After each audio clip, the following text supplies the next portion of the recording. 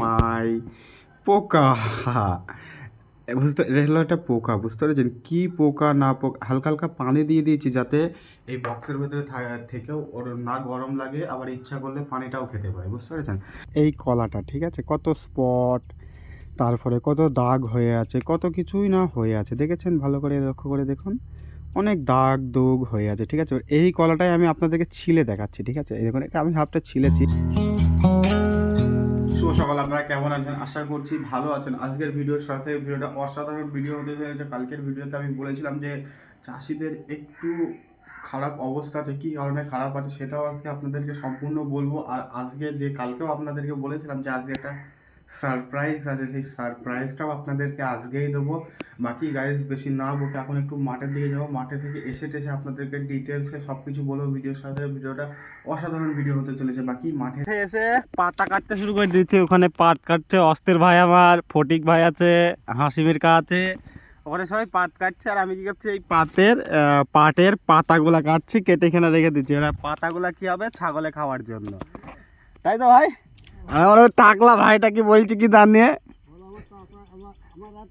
হ্যাঁ আচ্ছা আচ্ছা, হ্যাঁ। বাকি গাই পাতা কটা কেটে নিই। অ্যাকচুয়ালি এই পাতাগুলো ছাগলের জন্য নিয়ে যাব, অ্যাকচুয়ালি ঘাস কম আছে, ওই জন্য পাতা কাটছি। পাতা কেটে আজকে নিয়ে যাব, আজকের মতো, তারপরে দেখা যাবে কি হবে না হবে। একটা জিনিস দেখবে, আমার দুটো ভাই মিলে একটা মুনিশ খাইছি, তার মানে এখানে একটা টুইস্ট আছে। এটা আমার ভাই অস্থির ভাই, আর ওটা আমার ইজাল ভাই, ঠিক আছে? দুইজনা মিলে মনে হয়েছে যেন একটা মুনিশে এসেছে। অ্যাকচুয়ালি আমার অস্থির ভাই একটু দিয়ে গেছে, আমার ইজাল ভাই কেটে দিয়েছে, আমিও কেটে দিয়েছিলাম, বাট মনে হয়েছে যেন আমার এই দেখো একজনা কাটছে আর একজনা হাঁটি মারছে, আর ওপরে সবাই একা একাই কাটছে, একা একাই হাঁটি মারছে। অবস্থা একদম খারাপ।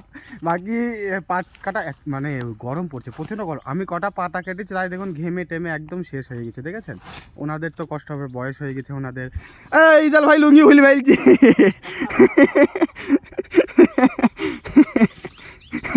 বাকি গাইজ একটুখানি এই 2টো থেকে 3টে আটি কেটেছে, তাছাড়া দাদুই কাটছিল, ওই জন্য দাদু খুব হাসছে।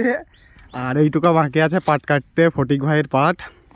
বাকি গাইজ পাটের দাম নেই, এটা হলো সব থেকে বড় কষ্টর ব্যাপার হয়ে যাচ্ছে।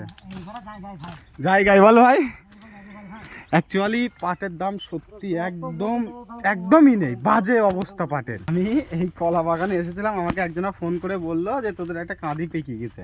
তা আমি কাটতে এসেছি, দেখছি এই হয়ে না অন্য একটা জমিতে কাঁদি পেকে গেছে, ওই জন্য আর কি করবো, বাড়ি চলে যাচ্ছি, বুঝতে পেরেছেন? অ্যাকচুয়ালি কাঁদিটা নিয়ে এখানে গাড়ি এসেছিলো, ওই গাড়িতে দিয়ে দিতাম, কিন্তু না হলো না, কারণ বুঝতেই পারছেন পাকা পেকে যায়নি, ওই জন্য কাটলাম না।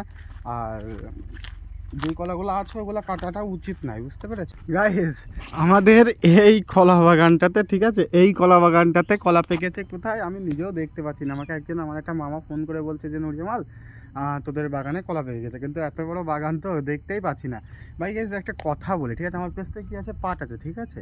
অ্যাকচুয়ালি একটা জিনিস ভালো করে দেখবেন, যে সোনার দাম যেটি 200-500 টাকা কম বাড়া বা উমা করে, ঠিক আছে, কত বিজ্ঞাপন বার হয়, কত সমালোচনা হয়, 1 ঘন্টা 1.5 ঘন্টা কত হাই লেভেলের মানুষ আলোচনা করে, কিন্তু পাটের দাম গত 15 দিন আগে ছিল আপনাদের 18,000 টাকা, সেই দাম নেমে এখন 7,500 টাকায় এসেছে।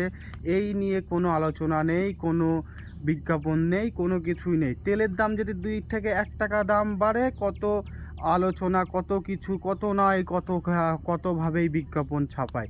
বাট আজকে যে পাটের দামটা এত হারে 18,000 থেকে 7,500 নেমে পড়েছে, সেটা নিয়ে কোনো আলোচনা নেই, কোনো বিজ্ঞাপন নেই। চাষিদের পাশে সত্যি কেউ নেই, এটা হলো একটা বাস্তব, মানে বাস্তব, এটা মানতে হবে, কিছু করার নেই। চাষিদের পাশে কেউ দাঁড়ানোর মতো নেই, এটা হলো মেন বিষয়। বাকি গাইজ একটু বাড়ির দিকে যাব, তারপরে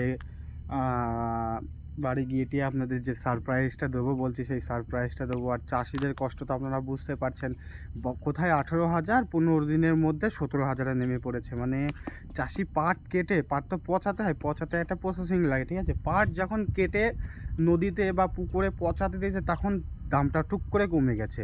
মানে অবস্থাটা বুঝতে পারছেন, চাষি কত আশায় ছিল, কত না কত কিছুই, মানে একদম বাজে অবস্থা হয়ে গেছে। বাকি গাইস বাড়ির দিকে যাব, আপনাদেরকে একটা জিনিস দেখাই, ঠিক আছে? এই দেখুন এই কলাটা, ঠিক আছে, কত স্পট, তারপরে কত দাগ হয়ে আছে, কত কিছুই না হয়ে আছে, দেখেছেন? ভালো করে লক্ষ্য করে দেখুন, অনেক দাগ দুগ হয়ে আছে, ঠিক আছে? এই কলাটাই আমি আপনাদেরকে ছিলে দেখাচ্ছি, ঠিক আছে? এই দেখুন, এটা আমি হাফটা ছিলেছি, দেখেছেন? একদম ফ্রেশ, এত সুন্দর কলা হয় তো। এই দেখুন পড়ে যাচ্ছে, ও ও যা পড়ে গেল, বাট ঠিক আছে, পড়ে গেছে, ওটা কোনো ব্যাপার নেই, এমনিতেই এটা ফেলে দিতে হতো। এই দেখুন এটা ওপরের দিকটা দেখেছেন কত দাগ, এদিকে দেখেছেন?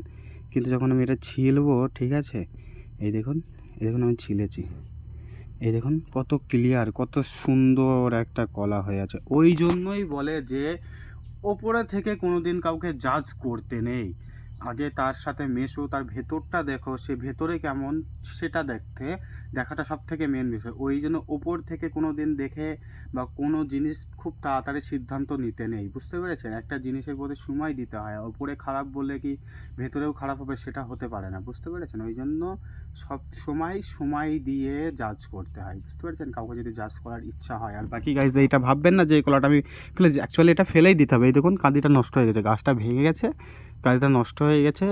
আশা করেছিলাম যে বড় হবে ভেঙে যাওয়ার পরে, বাট বড় হয়নি।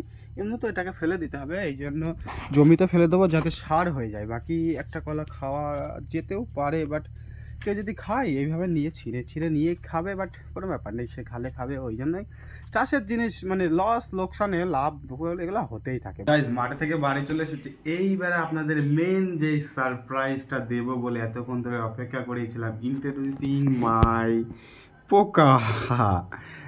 বুঝতে এটা হলো একটা পোকা, বুঝতে পেরেছেন? কি পোকা না পোকা, হালকা হালকা পানি দিয়ে দিয়েছি যাতে এই বক্সের ভেতরে থেকেও ওর না গরম লাগে, আবার ইচ্ছা করলে পানিটাও খেতে পারে, বুঝতে পেরেছেন? ওই জন্য দেখুন হালকা পানিও আছে। এবার এই পোকাটা কোথায় পেয়েছি না পেয়েছি, কি হ্যান ত্যান সব কিছু বলছে আপনাদের। অ্যাকচুয়ালি পোকাটা আমি গতকালকে মাঠে গিয়েছিলাম, বুঝতে পেরেছেন? মাঠে গিয়ে কাজ টাজ করে একটু বসেছিলাম, দিয়ে দেখছি পোকাটা আমার গায়ের ওপরে উঠেছে, ঠিক আছে? গায়ের উপরে উঠে আমি সরিয়ে দিলাম, মোটামুটি 1 থেকে 1.5 মোটামুটি 15 থেকে 16 ফুট, না সরি 6 থেকে 7 ফুট দূরে আমি পোকাটাকে সরিয়ে দিয়েছি, মানে এরকমভাবে টান মেরেছি, ঠিক আছে? ফের কিছুক্ষণ পরে 2 মিনিট পরে দেখছি ফের পোকাটা আমার কাছে চলে এসে, ফের একবার সরিয়ে দিয়েছি, এরকম করে 3 থেকে 4 বার সরিয়ে দিয়েছি। ও কী করছে, ঘুরে ঘুরে সে আমার কাছে আসছে। দেখি মনে হলো কি জানি পোকাটাকে আমি নিয়ে আসলাম বাড়িতে, ঠিক আছে? বাড়িতে এনে এইখানটাতে রেখে দিয়েছি, তাছাড়া আমি কিচ্ছু করিনি এখনো পর্যন্ত। এইভাবেই স্মল মানে ছোট্ট ভাই দাঁড়িয়েই আছে, খেতে দিয়েছিলাম, কটা ভাত দিয়েছিলাম, ভাতগুলো খাচ্ছিল না, বুঝতে পেরেছেন? ভাত খাচ্ছিল না, তা কটা ছোটো স্মল টাইপের মশা টশা হ্যান ত্যান এইগুলো দিয়েছিলাম, ওগুলোও খাচ্ছিল না। কি খায় না খায় এগুলো আমি কিচ্ছু এখনও জানিনি, বুঝতে পেরেছেন? এবার অ্যাকচুয়ালি মনে করছি এই পোকাটাকে যতদিন থাকে আমার কাছে থাকতে চাই ততদিন এইভাবে থাকবে, তারপরে এর মতো রাস্তা হয়তো দেখে নেবে। বাকি পোকাটা এখন একে যে কি খেতে দেবো, এর মানে কি খেতে দিলে খাবে, এর যে এটা কি পোকা বা কি হ্যান ত্যান এরকম ওরকম কিচ্ছু এখনো জানিনি কো। তবে মনে করছি আজকে পোকাটার সম্পর্কে সব কিছু জানবো, গুগল করবো, চ্যাট জিপিটি করবো, দেখা যাক কি হয় না হয়। বাকি গাইজ ভিডিওটা এখানেই শেষ করছি, ভিডিওটা অনেক লম্বা হয়ে গেছে। আপনারা ভালো থাকবেন, সুস্থ থাকবেন, দেখা হচ্ছে নেক্সট কোনো ব্লগে। ভিডিওটা ভালো লাগলে অবশ্যই একটা সাবস্ক্রাইব করে রাখবেন। এইরকমই ব্লগ ভিডিও দেখার জন্য ইন্ডিয়া চ্যানেল ব্লগ চ্যানেলটিকে সাবস্ক্রাইব করে রাখবেন। বাই।